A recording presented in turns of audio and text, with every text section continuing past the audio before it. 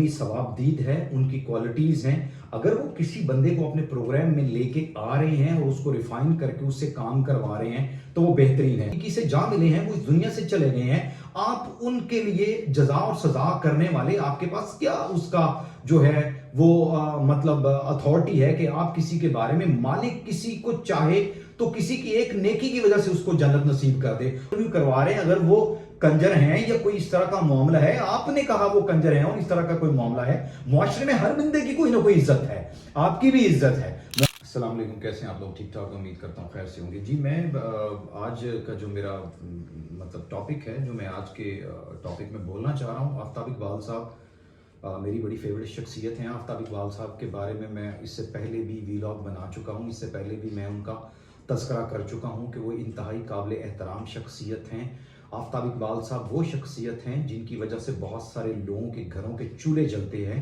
आफ्ताब इकबाल साहब वो शख्स हैं जो लोगों को एक नया ट्रेंड दिया, उन्होंने लोगों को एक नया इंफोटेनमेंट का सिस्टम प्रोवाइड किया। डिफरेंट चैनल्स पे काम करते रहे, कोई बंदा अपनी मेहनत की वजह से इस लेवल पे आ जाता है। जितनी मेहनत उन्होंने की है, वो अपनी मेहनत की वजह से आज वो दुबई में बैठ के प्रोग्राम करें या वो किसी भी जगह पे बैठ के प्रोग्राम करें, ये उनकी अपनी सवाबदीद है, उनकी क्वालिटीज़ हैं।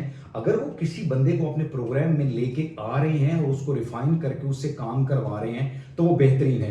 अब यहाँ पे मैं दो चीज़ों का मुआवजा करूंगा, बल्कि उनको मैं कंपेयर करूंगा। अगर आपको याद हो तो एक डेकेड एगो, एक दहाई पहले हमारे जो स्टेज ड्रामे उनका बड़ा राज हुआ करता था। स्टेज ड्रामों में डिफरेंट किस्म के कैरेक्टर्स आके परफॉर्म किया करते थे। इन स्टेज ड्रामों में बहुत बड़े नामवर जो फनकार हैं वो भी पैदा हुए, और कुछ ऐसे फनकार भी हुए जो अपनी गलत जुबानी, बदजुबानी, अपनी गालियों, अपनी गंदी हरकतों की वजह से मशहूर हुए। अब सिमिलरली अब वो स्टेज वाला जो किरदार है उसको अच्छे तरीके से रिफाइन करके, वो जो जंग आलूद किरदार थे उनको रिफाइन करके अगर वो अपने प्रोग्राम में बिठा रहे हैं और उनसे परफॉर्म करवा रहे हैं तो वो गलत बात नहीं है। ये बेसिकली मैं इस बात को लेके कहा जाना चाह रहा हूं। एक टीवी पाकिस्तान वाले एंकर हैं, उनका नाम है जी अरमगान अक्सी साहब। अरमगान अक्सी साहब सरदार कमाल साहब को अल्लाह जवारे रहमत में जगह दे। मैंने अपने इससे पहले भी प्रोग्राम के अंदर या अपने वीलॉग के अंदर मैं ये बात कहता रहा हूं कि यार जब कोई बंदा दुनिया से चला जाता है तो उसको आप खुदा के वास्ते बुरे अल्फाज में याद मत करें।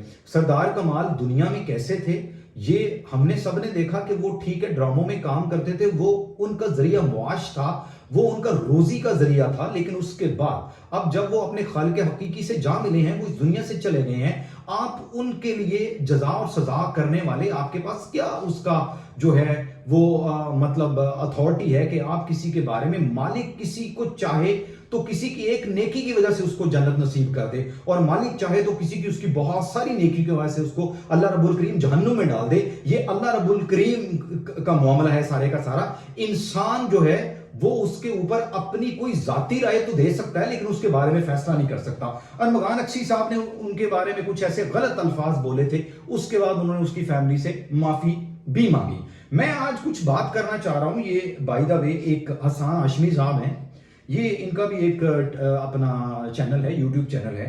इन्होंने सबसे पहले तो मेरे जो है वो, मैं उनको उस्ताद की हैसियत से मानता हूँ आफ्ताब इकबाल साहब। उनके बारे में बहुत गलत जो है ना वो अल्फाज बोले कि ये जी कंजर खाने को प्रमोट करते हैं और उन्होंने वहां पे ये कंजर खाना खोला हुआ है, या इस तरह की बातें हैं या उस तरह की बातें हैं। हजूर किबला आपसे गुजारिश ये करनी थी कि आपको क्यों लगता है कि ये वो लोग हैं जिनके चूल्हे नहीं प्रॉपर जल रहे थे, अगर वो उनको रिफाइन करके अपने उस प्रोग्राम में लेके आ रहे हैं और उनसे परफॉर्मेंस दिलवा रहे हैं तो उनका ये एक तरीकाकार है। आपने अभी तक बरज़ख के ऊपर क्यों नहीं बोला?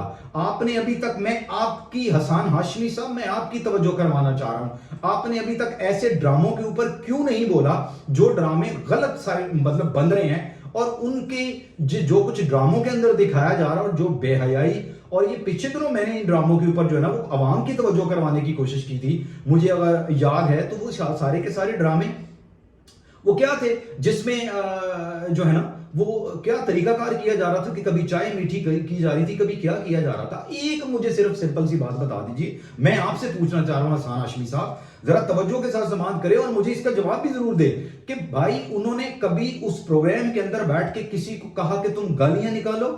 कभी किसी को कहा कि तुम गंदे अल्फाज में या गंदे अलकाबात से किसी को इस तरह नवाजो?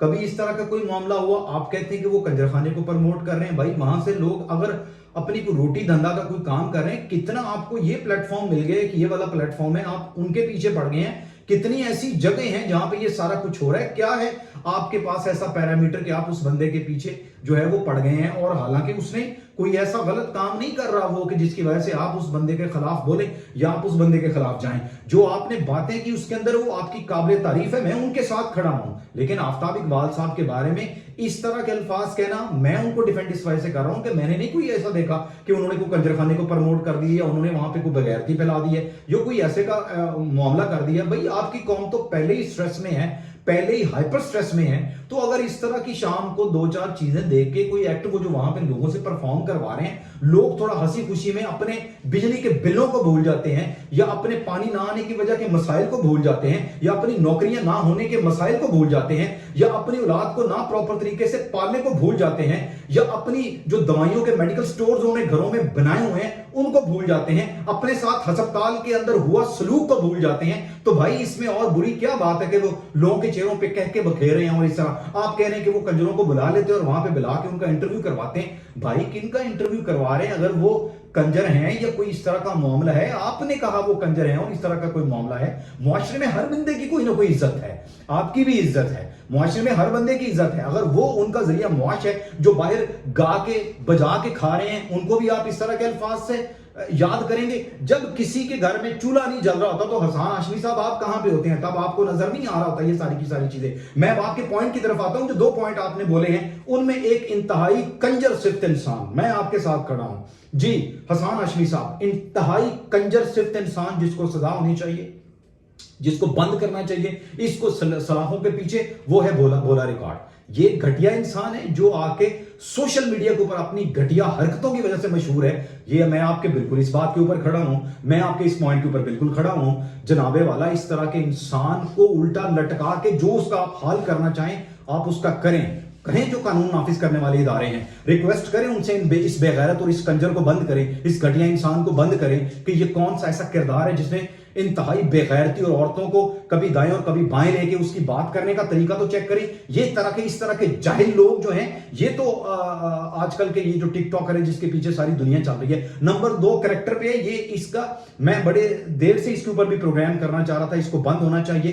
तहमीना शेख साहिबा ने इसके ऊपर एक एफर्ट की थी, इसको जेल की सलाखों के पीछे भेजा गया था। ये पार्क्स के अंदर बैठी हुई फैमिलीज को तंग करता है, चाहे ये एक एक ट्रांसक्रिप्टेड प्रोग्राम है या जिसको बोलते हैं कि इसके अंदर प्रॉपर एक स्क्रिप्टेड प्रोग्राम है ये, लेकिन फिर भी डिस्पायर्ड दैट इस तरह इसकी जो बदजुबानी है, जिस तरह की ये हरकतें करता है, जिस तरह ये लड़कियों को जाके तंग करता है, कभी रिश्ते की बात करता है, कभी किसी को जो है ना वो बैठे हुए तंग कर रहा है, कभी खुसरा बन रहा है, कभी क्या कर रहा है, मतलब ये ऐसी बेगैरती की ये हरकतें करता है। ये एक चैनल है, इसका विले लोग के नाम से, और खान अली इस इंसान का नाम है। वैसे तो मैं अब इसको क्या बोलूं इसकी शक्ल के ऊपर, लेकिन एटलीस्ट ये बंदा कोई इंतहाई घटिया इंसान है जो दूसरी साइड पे कहता है कि मेरा एक चैनल सहारा है जिससे मैं गरीबों की मदद करता हूं। खुदा के वास्ते इस तरह की बगैरती यार, हम लोग कहां जा रहे हैं? लेकिन हसन हाशमी साहब मैं आपके साथ बिल्कुल खड़ा हूं। इस तरह आप अगर सर्च करेंगे तो आपको बेशबहा लोग मिलेंगे जो इस तरह के प्रोग्राम करेंगे, जो इस तरह की बेगैरती फैला रहे हैं, जो बगैरती को प्रमोट करें। ना कि आपने जाके जो है ना आफ्ताब इकबाल साहब को पकड़ा और आपने उनको पकड़ के तो आप कह रहे हैं भाई पहले ये तो देखे कि उनकी कितनी नवाजिशात और कितनी मेहरबानी है, आपके पूरे के पूरे इलेक्ट्रॉनिक मीडिया के ऊपर कितने चैनल्स को उन्होंने चार चांद लगाए हैं अपनी सिर्फ एक क्रिएटिव सोच की वजह से। मुझे आज के लिए इतना ही कहना था। इसके अलावा जहां तक रह गई यह बात, एक डॉक्टर आदिल उमर साहब ने की भी एक बात थी जो उन्होंने कही थी, लेकिन मैं अब उसके ऊपर फर्दर तो नहीं बोलना चाहता कि उनका क्या हाल हुआ। लेकिन apart from this entire discussion, जी हसन हाशमी साहब आपसे गुजारिश ये करूंगा कि आप बोले जरूर हैं, मुझे नहीं पता कि आप क्यों बोले हैं, ऐसा क्या मैटर आ गया। आए दिन उनके ऊपर, उस शरीफ आदमी के ऊपर कोई ना कोई आए दिन कोई ना कोई बैठ के बोल रहा होता कि वो ये कर रहा है, वो ये कर रहा है, वो फलाना कर रहा है, वो टीना कर रहा है। खैर एनीवेज जी, मुझे इजाजत दीजिए आज के लिए इतना ही। प्लीज मेरे चैनल को सब्सक्राइब शेयर लाइक जरूर कीजिए और कमेंट सेक्शन में अपनी राय जरूर दीजिए। अस्सलाम वालेकुम वरहमतुल्लाहि वबरकातुहू। Oh my God. Let me show you what